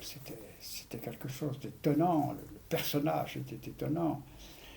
Il avait tout. Il avait tout pour moi. En plus, il parlait un français parfait. Bien sûr. Ça m'attirait aussi. Bah, tout m'attirait chez lui. Tout m'attirait. Et je suis resté fidèle au général, comme ça, à partir de 14 ans. Je suis resté fidèle au Vous général. nous avez raconté tout à l'heure l'anecdote avec Olivier Guichard, qui est Ah ce oui. lien de fidélité. Ouais, ouais. Non, non, je suis resté très fidèle au général et je continue d'ailleurs. Je continue, je fais partie de la Fondation Charles de Gaulle, sans problème. Bien sûr. Alors justement, comment avez-vous travaillé sur le général de Gaulle et à la Fondation Charles de Gaulle, dont vous venez à peine de nous parler, quand vous étiez directeur de la publication de la revue Espoir? Oui, alors bon, la revue Espoir, c'est venu tout naturellement parce qu'à un certain moment, bon, il y a eu quand même des changements ici et là à la Fondation. Euh, et donc, à un moment, on m'a demandé de prendre la direction de la revue, donc je l'ai prise. J'ai fait un peu un intérim, quoi. Enfin, je ne suis pas resté très longtemps, mais c'était quand même C'est aussi une belle agréable. expérience. Ouais, c'était une belle expérience. Et pour revenir sur le général de Gaulle, est-ce que vous l'avez rencontré en vrai? Oui, je ne peux pas dire le contraire, mais pas beaucoup Pas beaucoup. et De loin, de dans des manière très discours? fugitive, très fugace. Parce que, bon, d'abord, je l'ai vu comme tout le monde quand il faisait ses tours à travers la En France. Bretagne. Concarneau, j'étais là avec ma mère. Ah, il est venu à Concarneau. Ah oui, oui, il est passé à Concarneau, il a fait un petit discours à Concarneau. Quelle année? 60, 60. 8 septembre 60. D'accord. Et donc ça, je l'ai vu. Là, je l'ai vu. Bon, ça, c'est une chose. Ensuite, il est venu à Djibouti. Oui. Il est venu avec Comme son nous outil. l'avez dit tout à Et là, l'heure. ça n'a pas été banal, parce que les services, services secrets étaient débordés, si j'ose dire, et donc il y a eu des incidents. Et il s'y attendait pas. Il s'y attendait pas. Et moi, j'étais au cœur des événements. Bien J'étais sûr. au cœur des événements avec un autre coopérant technique qui s'appelait Laurent Després, avec qui je m'entendais bien. Donc on était tous les deux au cœur du problème. Hein. Ça a été une drôle d'affaire, ça. C'était en 66, au mois d'août. Je ne vous dis pas la chaleur. Oh là là. Elle était déjà 50 degrés, elle j'imagine. était déjà très vive au départ, mais là, au mois d'août, c'était terrible. Et donc, dès qu'il est arrivé à l'aéroport, il y a eu des banderoles qui se sont déployées, et tout ça a été fait en douce dans les quartiers indigènes. Donc là, le général était mortifié littéralement, si bien qu'il a été obligé de changer sa visite le lendemain. Il avait prévu, tout était quadrillé, tout était bien fait, et puis là, il a fallu. Donc il est allé directement au port. Et au port, le général était là, moi j'étais à côté, j'avais mon agra, donc je prenais un peu les propos de Rousseau, qui était le directeur du port, et le général qui avait dit quelques mots. Et lorsqu'il était le directeur du port, moi, je regardais le général, j'avais les yeux fixés sur lui. Et il avait des tics épouvantables. Ah, Ouais. Ah, je n'ai jamais vu le général comme ça. J'avais jamais vu comme ça. les premiers signes du crépuscule, peut-être. Non, mais non, je crois que il avait été blessé par l'accueil qu'il avait reçu. D'accord. Je crois que c'est ça. Et là, nerveusement, il était touché. Bien sûr. Et jamais, j'avais jamais vu comme ça. Ouais, il a vacillé en quelque Voilà. sorte. Oui, mais enfin bon, il le montrait pas autrement. Il le cachait. Il le montrait pas autrement. Mais là, j'étais tout près. Là, mince. Voilà. Donc il y avait eu la réception des corps constitués, donc on serrait les mains aussi. Voilà, mes rencontres avec le général, si j'ose dire, mes modestes rencontres avec le général. Il recevait peu de journalistes, à part Michel Droit. Michel Droit, oui, il l'a reçu à la Boisserie. Oui. Et puis à l'Élysée aussi. Et puis il l'a interviewé, quoi. Pendant ces fameuses interviews présidentielles. Sinon, il a reçu assez peu de journalistes, oui. Il a reçu quelques étrangers. Comme il disait, je vais me mettre en pyjama devant les Français en ces temps de campagne électorale. Il passait très bien à la télé. Hein. Oui, c'est ce qui l'a sauvé d'ailleurs, notamment en mai 68. Ouais. Alors, quel est le lien entre le Tour de France et le général de Gaulle? Et pour répondre à cette question, je pensais que nous pourrions revenir sur ce fameux épisode du Tour de France 1960 où le Tour de France s'arrête à Colombey-les-Deux-Églises. Oui, je suis content que nous revenions sur cet épisode parce que c'est un épisode qui a été littéralement galvaudé et on a dit n'importe quoi. Ah bon? On a dit n'importe quoi. On a dit que Pierre Beuffeuille, qui est le vainqueur de l'étape à 3, avait profité de l'arrêt à Colombey pour s'échapper. Il a effectivement gagné en solitaire. Et on a dit que Pierre Beuffeuille était passé comme ça dès que le tour s'est arrêté parce qu'il était lâché et qu'il est passé en disant « Oh, j'ai toujours voté De Gaulle ». N'importe quoi. On a sorti n'importe quoi là-dessus. La vérité est toute simple. C'est Jacques Godet. Jacques Godet, directeur du Tour de France. Avec Félix Lévite. Était dans sa voiture au passage à Chaumont. On atteignait Chaumont. Juste à côté de Colombey, Chaumont. 27 km. Exactement. Et donc, il passe à Chaumont et puis il se dit, mais c'est vrai qu'on va passer à Colombey-les-Deux-Églises. Et si le général de Gaulle était sur le bord de la route? Comment ferait-on? Ouais. Alors, il réfléchit. Alors là, ça tourne, ça tourbillonne dans sa tête. Et il interroge dans l'autre voiture Félix Lévitan, co-directeur du Tour, et lui dit, Félix, est-ce que le général ne va pas être à Colombey? Et dans le même temps, il demande à Jean Garneau, qui était son secrétaire général, qui était sur la moto, aller très vite à Colombey-les-Deux-Églises, En repérage. voir un peu ce qui se passe, si d'aventure le général ne serait pas sur le bord de la route. Mais il l'a vu tout de suite, Il y j'imagine. va, et il le voit, il était là, il regardait passer la caravane publicitaire. Donc il va tout de suite à la voiture téléphone de la gendarmerie, Pour prévenir Godet. et il prévient Godet. Et Godet dit, mais que va-t-on faire? Deuxième dilemme. Il devait être embarrassé. Et là, alors, il interroge un peu tout le monde, encore Lévitan, et puis il y avait Jacques Marchand aussi qui faisait Radio Tour, qui était un journaliste éminent de l'équipe. Et là, on décide de s'arrêter. Alors, je sais pas, l'un des interlocuteurs disait, oui, mais enfin, le Tour ne s'est jamais arrêté comme ça. Il était arrêté par la guerre. Non. Alors Godet dit, mais de toute façon, on est à l'avant-dernière étape. Ça roule à 35 à l'heure. Qu'est-ce qu'on va, ça va finir au sprint. Ça n'a aucune incidence Non, sur la course. Oui, effectivement, en fait, non. Et tout le monde est d'accord. On va arrêter le peloton. Jacques Godet fait venir Henri Anglade. Champion de France. Henri, il n'était plus champion de France. Ah, il n'était plus champion de C'était France. Stablinski qui était champion de France. Autant pour moi. Il n'était plus champion de France, mais il avait le maillot de l'équipe de France et il était capitaine, Oui. en fait, de l'équipe de France. Et Henri vient à sa voiture, enfin, et puis il dit, écoutez Henri, nous allons nous arrêter à Colombey-les-Églises pour saluer le général de Gaulle. Est-ce que vous acceptez que les coureurs s'arrêtent? Bien sûr.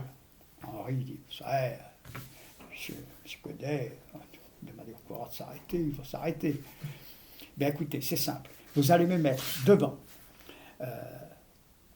le maillot jaune, Gaston Nenchin, Gaston Nenchin. le maillot vert, Jean Gragzik, le champion du monde en titre, André Darrigade, Antonin Roland, le plus vieux du peloton. Il y en avait 5. Il fallait mettre en ligne, comme ça, devant. Comme des chevaux. Et moi, de je course. serais avec ma voiture, et vous, Anglade, hein, bien sûr. Et avec ma voiture, je m'arrêterai et vous arrêtez derrière. Donc c'est exactement ce qui s'est passé. Quant à l'épisode Beuffeuille, donc le général va serrer 5 mains. Il va serrer ses 5 Il hésitait encore. Il était surpris Il hein, était qu'on confus. arrête le tour. Ouais. Surpris et confus. Il était même gêné. Ah ouais. Plus que surpris. Oui, il avait dit il s'arrête pour moi. Il fallait pas. Bon, et derrière, il y a l'épisode Beuffeuille. L'épisode Beuffeuille est simple. Pierre Beuffeuille était un bon coureur, etc., mais il courait pour l'équipe du Centre-Midi, c'était un Charentais, et il a des problèmes de dérailleur. Il a son truc, ça passe Ça mal, passe pas. ça passe mal, et il descend le long des voitures, il cherche sa voiture technique, avec Maurice Quentin, directeur sportif. Le mécano sort, clac, clac, lui arrange son truc, tout en roulant, et Beuffeuille repart, remonte la file, et trouve le peloton bloqué. Ah oui, on était à Colombey. Ah oui, on était à Colombey, oui. Alors, le peloton est bloqué, et, parce que je l'ai interviewé, hein, Bien sûr. Pierrot, il habite à la Tremblade, là, juste Fort Boyard en face. Ah, d'accord. Et j'ai passé mon anniversaire sur une barge entre Fort Boyard et le port, à 22 mai. Et donc, bon, bref, il est là et il trouve le peloton bloqué, mais il se dit, oh, il a dû avoir une chute. Oui, J'ose pas. il ne pensait pas qu'on allait arrêter le tour pour le général. Ben non, mais dans le peloton, personne ne le savait non plus. Oui.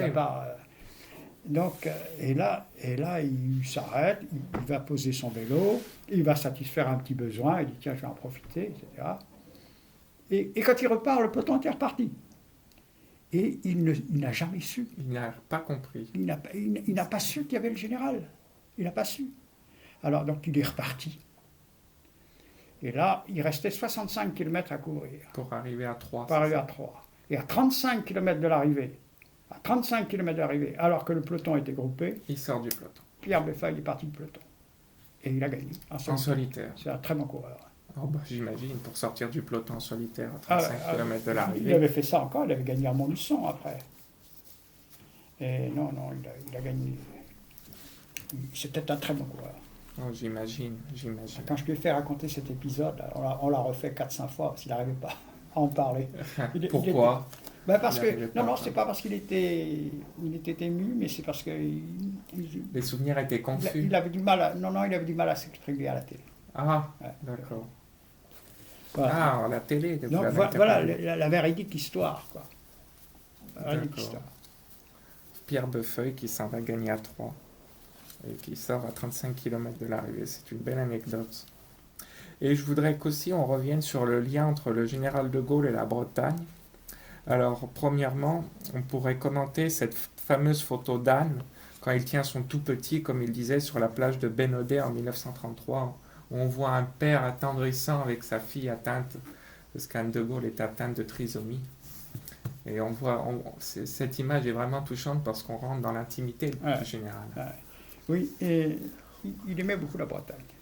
Il aimait beaucoup la Bretagne et il considérait que les Bretons étaient des gens très actifs, qui ne se laissaient pas faire, qui étaient des combattants. Enfin bref, il avait utilisé et usé de beaucoup de qualificatifs, en privé même, sur la Bretagne.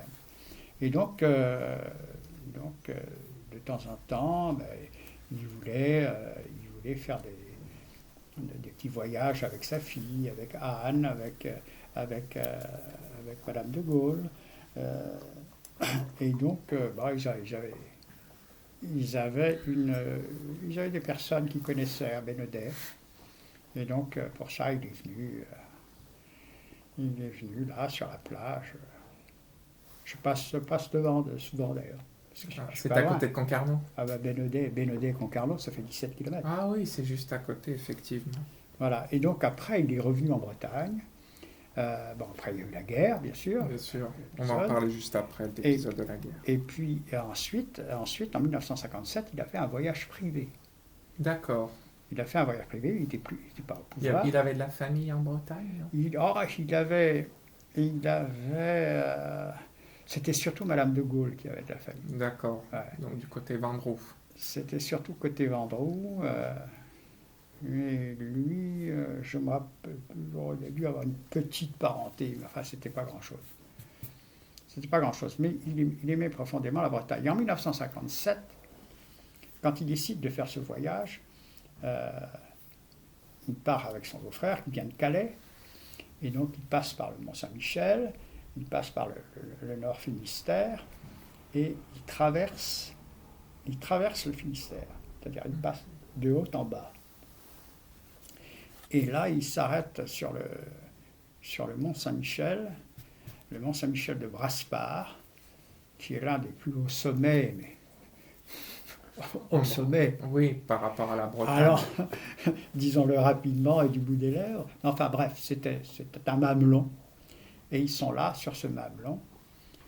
Et De Gaulle dit à son beau-frère, il parle un peu des événements. Parce que De Gaulle était politique. Hein. Il avait toujours envie de parler de la France. Bien sûr. Etc. Et il dit à son beau-frère, en substance, tu dis,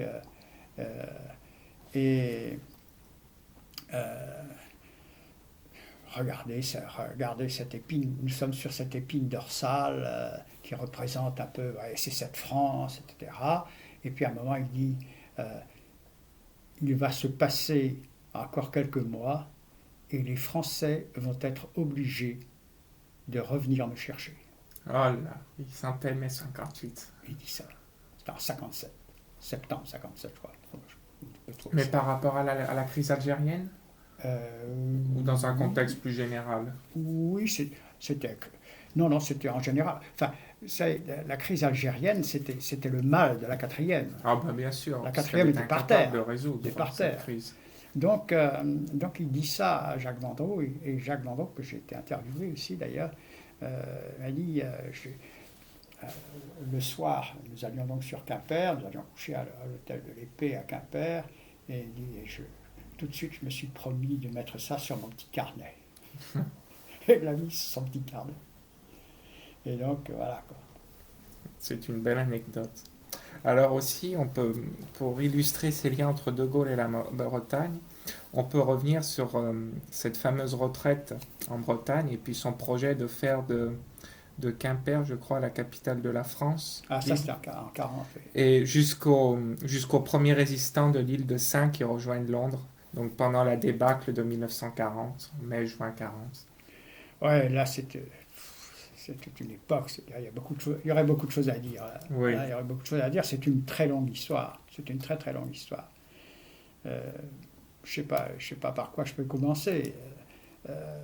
L'île de Sein, par exemple, l'île de Sein avait fait le choix de répondre à l'appel général. C'est le gardien du phare de l'île de Sein, qui était à je sais pas, quelques centaines de mètres donc, du centre de l'île, du poumon de l'île. Il est venu à l'hôtel qu'il y avait là, face à l'océan. Il est venu dire qu'il y avait un général. Il était incapable de dire le nom. Il n'était pas connu encore. Non. Il dit, un général qui a parlé et il a dit qu'il fallait continuer le combat, etc. Donc, ça c'était le 22, un peu, parce que l'appel le 18 juin... Personne ne l'a entendu le 18 juin. Donc, comme il disait tous les jours, demain comme aujourd'hui, je parlerai à la radio. Oui, oui. Donc, c'était ça. Et il a de fait on réussissait à réunir des gens tous les jours qui se mettaient devant le poste de radio, qu'on sortait. Il y avait 2 postes, je crois, il n'y avait pas grand-chose. Et puis les gens venaient s'agglutiner pour écouter un peu le message du général. Et là, tous les hommes valides sont partis, quoi. Bien sûr. Et donc c'était les premiers résistants. Oui, ils étaient dans les premiers. Et donc aussi, pour illustrer ces liens entre le général de Gaulle et la Bretagne, on peut prendre l'exemple de 2 discours. Un qui a été réalisé après mai 68 sur la création des autoroutes gratuites en Bretagne, et puis ce fameux discours de Quimper, où il récite un poème de son oncle Charles de Gaulle, en breton, en 1969. Oui, là, il commençait un peu à vaciller, là. Il commençait à vaciller, mais c'est pas lui qui vacillait, c'est surtout les Français qui vacillaient. Pourquoi Parce qu'il ne voulait plus le suivre. Parce qu'il voulait le changement, etc.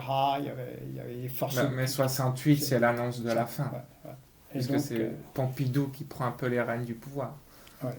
Et donc là, ce discours de Quimper, où il faisait quand même de très belles annonces, de très très belles annonces, ce discours de Quimper est tombé finalement à plat.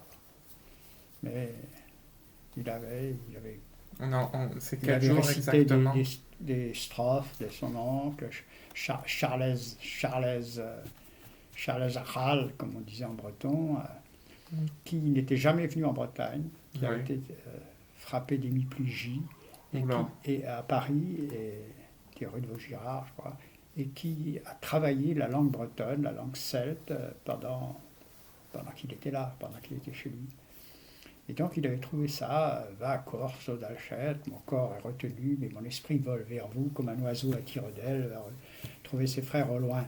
Donc il avait retrouvé ça, et ça a acheté des mois dans la rédaction, parce que personne ne connaissait ce poème, quoi. Bien sûr. Il y a quelques érudits bretonnants qui devaient quand même le connaître. Le général était friand de littérature. Oui, et alors donc à l'AFP, par exemple, je me rappelle mes confrères, ils cherchaient partout. Les traductions. Et vous arriviez à traduire Parce que vous nous avez dit que vous l'avez vu en direct, ce discours. Moi, j'étais en direct, j'étais derrière lui. Ouais.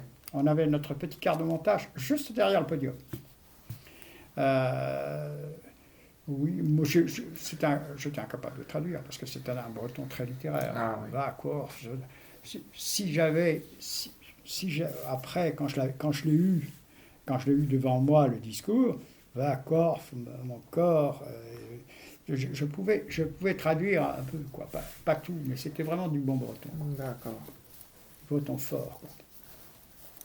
Alors, on vient de parler de lien entre De Gaulle et la Bretagne, justement parce que vous êtes très attaché à cette Bretagne, puisque vous avez notamment rédigé maints ouvrages sur la Bretagne et les Bretons.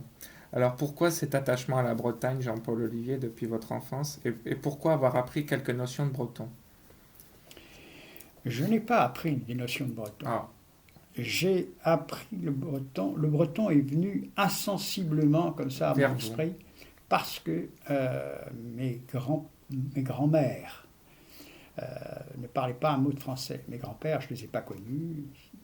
L'un a été tué à la guerre en 1915 à Dardanelles, puis l'autre est mort de maladie. Mais j'ai eu mes deux grands-mères. Et mes deux grands-mères ne parlaient pas un mot de français. Pas un mot. Donc j'allais en vacances chez l'une et chez l'autre. Elles habitaient à la région concarnoise. Et elles me parlaient en breton. D'accord. Alors ça, j'étais tout petit. Quand vous êtes tout petit, ça Vous rentre. apprenez mieux. Ça rentre. Ça Bien rentre. sûr. Et je me suis surpris à parler breton à un moment ou à un autre. Quand elle me parlait, je comprenais. Je comprenais bien. Et puis après, j'ai parlé. Vous avez Donc, parlé. donc je n'ai aucun mérite dans ce Oui, domaine. c'est vos grands-mères. Je n'ai aucun mérite. Je n'ai aucun mérite. D'accord. Alors, parce qu'on me dit, ah ouais, c'est bien, tu Mais vous parles ne l'avez breton. pas appris à l'école. Ah, jamais. Et on ne le proposait pas dans On ne les le proposait écoles. pas, on ne le proposait plus. Ah, oui. Et ça a disparu aujourd'hui, la langue. La langue, il y a des écoles d'Iwan, mais bon, évidemment, c'est assez dur quand même Ouais. de la réimplanter. Très dur. Parce que le breton a toujours été une langue plus ou moins orale, quelque part. Et donc, quand vous parliez dans le breton du Sud Finistère, le breton du Nord, c'est pas la même chose. Bien Enfin, sûr. c'est la même chose, mais parler diversement, prononcer diversement. Et est-ce que cette Bretagne est une source d'inspiration, de refuge pour vous, car vous êtes très attaché Bah, à je suis cette très, maison de je, Concarneau? oui, je suis très attaché à la Bretagne, mais parce que j'y suis né, donc j'ai mes racines, j'ai tout ça, et je n'ai pas d'autres racines quelque part, quoi. Oui, Et donc la Bretagne est riche. Elle est riche de tout, riche historiquement, riche géographiquement, les us et coutumes, enfin, il y a tout en Bretagne, quoi. Il y a bien tout. sûr.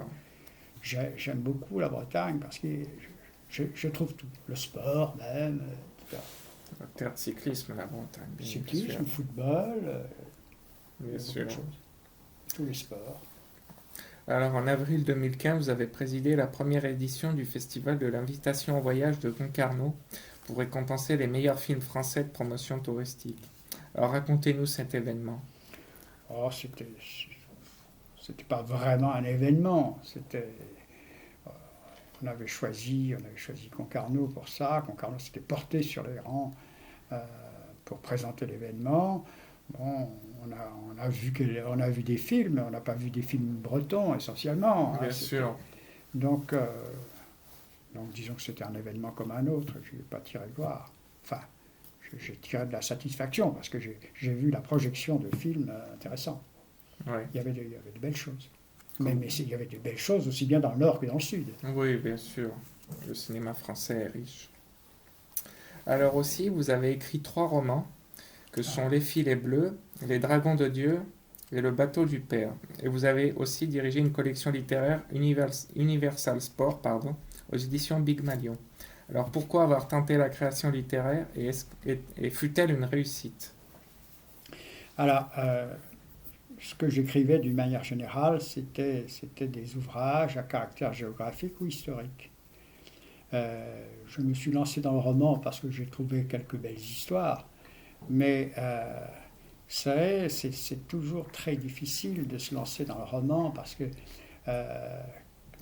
vous n'êtes pas forcément toujours bien accueilli, parce que vous ne faites pas partie du sérail, vous ne faites pas partie des romanciers.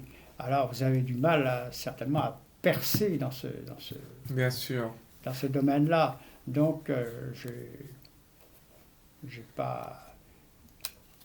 Bon, disons que à partir du moment où j'ai un bon sujet, j'écrirai encore peut-être un roman ou deux si j'ai un bon sujet. Mais là, par exemple, le bateau du père, c'est l'histoire de mon père. D'accord. C'est l'histoire de mon père lorsqu'il était sur le paquebot Île-de-France, qui est venu au secours du paquebot italien Andrea Doria, qui a coulé dans l'Atlantique après une collision avec le paquebot suédois Stockholm. Ouh là là. Il y avait 1000 et quelques personnes à bord, et donc l'île de France s'est portée au secours. Il y a toute une histoire. Bien sûr. C'était un très beau paquebot, l'Andrea Doria, le plus beau paquebot de la flotte italienne. C'était en 56, c'était fin juillet 56. Donc mon père m'a parlé de cet événement. J'imagine que ce drame de la mer vous a poussé à l'écriture. Oui. Bien sûr. Et enfin, Jean-Paul Olivier, vous êtes essentiellement connu pour vos travaux sur le sport et notamment le cyclisme. Alors, vous avez écrit de nombreuses biographies sur les grands coureurs qui ont marqué l'histoire du Tour de France et des livres sur l'histoire de la Grande Boucle. Alors, tout d'abord, pourquoi éprouvez-vous une passion sans borne pour ces forçats de la route? Ça équivaut à dire ce qu'on a dit au début, c'est-à-dire j'ai toujours aimé le vélo, j'ai toujours aimé le sport cycliste. Vous savez, il y a de belles actions héroïques dans le Tour de France. Oui, on reviendra sur quelques grandes actions. Ça a donné lieu à à de très beaux épisodes et une très belle littérature. Ça a généré des tas d'événements. Non, je pense que c'est une très très belle histoire. C'est une très très belle histoire. Bien sûr. Avec ces hommes, avec ces événements. Et cette histoire, c'est bien sûr les coureurs qui l'écrivent chaque jour. Bien sûr. Et pourquoi la passion pour le Tour de France en particulier? Parce que le Tour de France, vous comprendrez bien que le Tour de France, c'est la plus belle des épreuves. C'est la plus belle course du monde. Vous n'allez pas à comparer aux 4 jours de Dunkerque, au Midi Libre, ou au Critérium du Dauphiné libéré, qui sont des épreuves qui se passent dans un coin de notre belle France. Mais le Tour de France réunit tous les ingrédients. Vous gravissez l'école alpestre, l'école pyrénéen, vous avez des contre-la-montre, vous avez les paysages avec les plus beaux monuments de France. C'est fabuleux le Tour de France, c'est fabuleux. Merci à Henri Desgranges de l'avoir inventé. Oui. Alors, comment vous avez fait pour construire vos biographies des grands coureurs cyclistes? Comment j'ai fait? Oui, vous les rencontriez, vous faisiez des interviews? Ah oui, ça fait partie aussi ça fait partie de ce que j'ai beaucoup aimé. J'allais les voir chez eux. Ou leur famille, comme on l'a ceux qui étaient encore en vie, bien sûr. Mais enfin, il y a beaucoup, quand je suis rentré dans Jérémie, il y avait beaucoup qui étaient encore en vie, bien sûr. Les anciens. Et ça donnait lieu à des histoires assez drôles, parce que comme je connaissais bien leur vie, que j'avais aimé leur vie, que j'avais aimé leurs exploits, que j'avais aimé leurs propos, j'enregistrais tout. Ouais. J'enregistrais date de naissance, le nom de leur femme, de leur fils, de leur fille, leur victoire, bien entendu. Et je retenais tout. Alors j'allais les voir. Alors ils m'accueillaient. Et tout de suite, il y avait quand même un bon contact. Il y avait tout de suite un bon contact parce que, je représentais la télé. Mais c'est après, quand je parlais avec eux. Parce que je leur disais, il y a eu ça. Alors je disais, ah non, Bernard, non, il n'y a pas eu ça. Bernard Hinault? Non, c'était Bernard Hinault, non, mais c'est tout Bernard Gauthier aussi. Gauthier. Enfin, je pense comme ça, je livre ça en porte-pièce. Et donc, par exemple, oui, parce qu'on parlait de Bernard Gauthier me disait, oui, moi j'ai pris maillot jaune, mais je m'étais échappé dans la 3e étape avec l'Italien Pesanti. Alors je dis au caméraman, on arrête. Je dis, c'est pas Pesanti, Bernard, c'est Passotti. On repart, on recommence. Et donc, comme ça, avec tout le monde, quoi. Et c'était pas méchant ce que je faisais, mais je voulais quand même la véracité des faits. Bien sûr. Et c'était passionnant, quoi. Et alors, donc, ils se sont transmis quand même un peu ça, à dire, attention, il y a Jean-Paul Olivier qui va venir, hein. fais attention, hein. Faut pas se tromper. C'était sympa. Moi, Ouais, passé, j'imagine. là, j'ai passé de bons moments. Là, j'ai passé de bons moments. Après, j'ai recherché des films sur leur carrière. Je faisais des rétrospectives qui duraient 30 minutes. Des archives de l'INA, vous Ouais, consultiez, Argentina. bien sûr. Et aussi, comme on l'a évoqué avant l'entretien filmé, vous avez, vous avez rencontré les familles des coureurs qui sont décédés, donc je pense notamment à Fausto Coppi.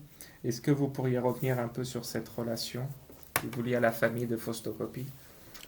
Alors, la famille de Fausto-Coppi, ben, j'ai interviewé la Dame Blanche. Bon, Ouais, deux, sa femme, sa seconde deux épouse. fois sa seconde épouse, oui. Le divorce est interdit en Italie, d'ailleurs, à un moment. Et ensuite, j'ai eu ses équipiers. Ce qui constituait sa garde rapprochée. Ouais, Il y avait Ettore Milano, il y avait Sandrino Andrea, on l'appelait Sandrino, Sandrino Carrea, bon, ça c'était. Et puis vous aviez tout le reste, vous aviez Ricci, Pezzi, tout ça qui était sélectionné dans le Tour de France, etc.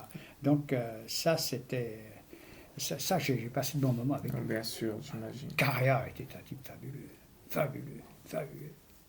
Ah bah, Castellani, c'est une terre de cyclisme, puisque juste à côté, il y a Cassano Spinola, le pays de Costante Girardengo. Ouais, De grands Girardino est enterré au cimetière de Cassano comme Carrea. D'ailleurs. Comme Carrea, oui. Ouais. Et puis à Castellani a aussi l'immense palmarès de Fausto occulte celui de son frère qui a gagné un Paris-Roubaix, Ouais. qui est décédé en 51 à l'arrivée du Milan-Turin. Non, le Tour du Piémont. Ah, le Tour du Piémont, pardon. Il est tombé sur les rails du tramway, fracture du rocher. Oui, Et il n'est pas. C'était avant d'entrer sur le moto-vélodrome de Turin. Avant de rentrer, il est tombé sur les rails du tramway et il s'est relevé. Il n'est pas allé sur la piste. Il est allé directement à l'hôtel. oui. Il est allé directement à l'hôtel. Il a pris sa douche. Il s'est allongé sur le lit. Il ne s'est plus réveillé.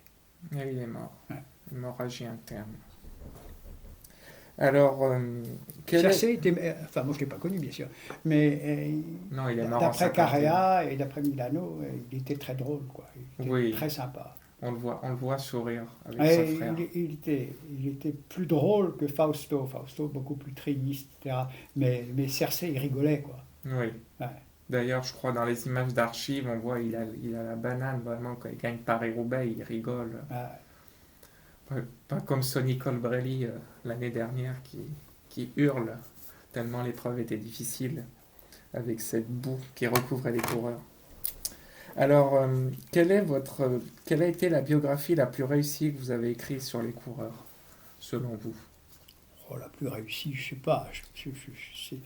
C'est difficile de juger. Peut-être l'une des plus intéressantes a été justement Fausto Coppi. Ouais, Fausto Coppi, j'ai travaillé, j'ai cherché les documents. c'est votre idole. Comment? C'est votre idole, Fausto. Bah, je ne dirais pas ça. Parce que mes idoles, il y en aurait plein. Alors, Oui, vous en aviez pas. Il y en a plein, je les aimais tous. Moi, Mais peut-être une petite préférence pour Fausto. Bah, oui, parce qu'il a une vie qui n'est pas banale. Quoi. Oui, Il a une vie qui n'est pas. J'essayais de le comprendre surtout. Mais quand j'écrivais mes biographies, j'essayais surtout de les comprendre. de se mettre à sa place. J'ai fait 26 biographies des Oui. coureurs. J'essayais de les comprendre un peu. J'essayais de voir leur réaction. Je me disais, tiens, il a fait ça, pourquoi a-t-il fait ça? Il y a bien une raison, etc. Bon, c'est ça. Alors, sur l'histoire du Tour, vous avez écrit de nombreux ouvrages aussi. Et selon vous, quelles sont les grandes lignes de l'histoire du Tour de France? Si vous avez des dates de césure à donner qui différencient des périodes. Bon, disons que le Tour de France a commencé en 1903. À partir de 1903, vous l'avez vu évoluer. Oui, Il a subi différentes phases, mais le Tour de France a subi l'évolution générale de la France et du monde, quelque part. oui, Parce que il a pas. Il a suivi le progrès, il a tout suivi. bien sûr. Bien sûr. Est-ce que vous pourriez nous donner une définition du Tour de France? Moi, je dirais que c'est la plus belle et la plus exaltante épreuve du monde. D'accord. Et sur un aspect social, puisqu'on voit aussi tous ces gens qui s'amassent au bord des routes Ben, vous pour savez, voir c'est les le Père Noël coureurs. d'été, hein. Oui, Les gens sont ravis parce qu'ils voient les coureurs évoluer dans l'école, ils voient l'effort des champions, parce que ça, c'est pas banal. Donc, euh, c'est un, c'est un sport sublimé. Ils voient la France, ils voient la géographie de la France, ils voient l'histoire de France, et ils voient les champions.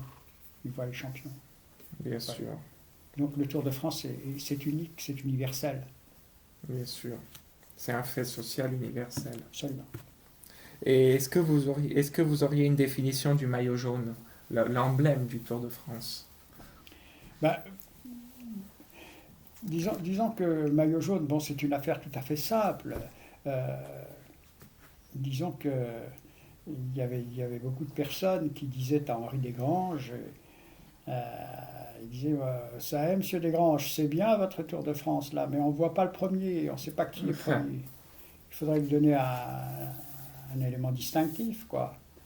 Et donc c'est la raison pour laquelle ils ont créé le maillot jaune, qui venait donc du journal L'Auto, en jaune, qui paraissait en jaune, face à son adversaire au départ, qui s'appelait le vélo, qui était de couleur verte.